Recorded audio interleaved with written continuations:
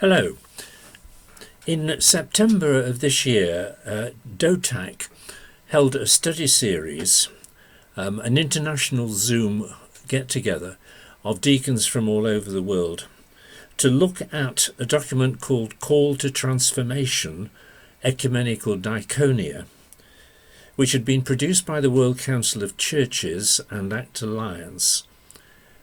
It was discussed by the World Council of Churches in a meeting in Germany in September of 2022, this year, and this Zoom consultation of deacons from across the world was looking at it.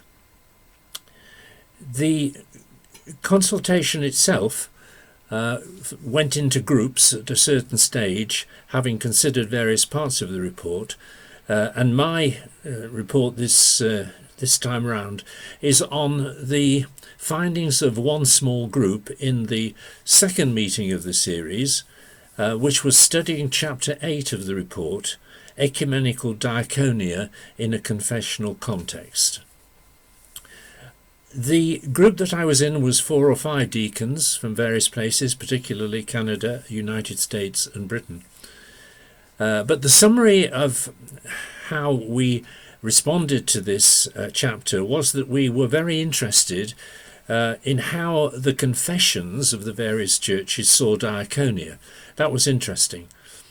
But the small group were not particularly inspired by focusing on just this rather abstract list of how other churches saw diaconia.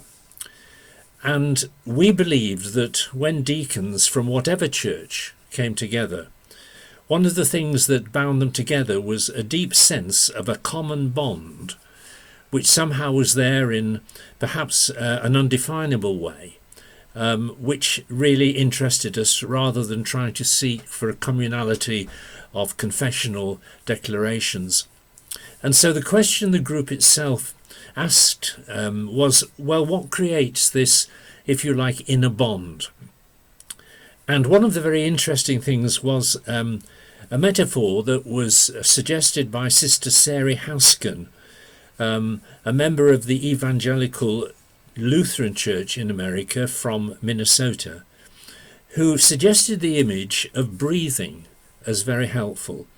In this case, breath being biblically associated with the Holy Spirit, the breath of God. And what she suggested was that the church today seems far too content with just breathing the Spirit in, that it exists just for the people of God who are gathered, and is more concerned really about maintenance and survival, and that what it fails to do is to breathe out, and if the church does not breathe out, it will die. And so what we actually came to believe was that the commission, and this is how we interpreted diaconia, not so much as service but as a commission, the commission of a renewed diaconate is to inspire and encourage the church, especially the people of God as the church, to breathe the Spirit out. And that is to enable the people of God themselves to be a means to let the Spirit loose in the world and further the building of the kingdom wherever they live, work or play.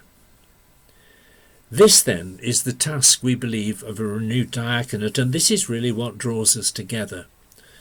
And this enabling the church to breathe the Spirit out was never more important than now, when humankind faces crises which really could be terminal.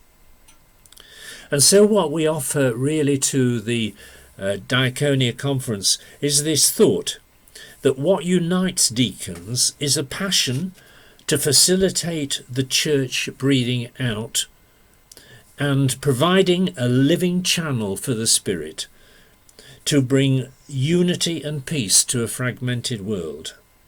And this is really what we mean by ecumenical diaconia.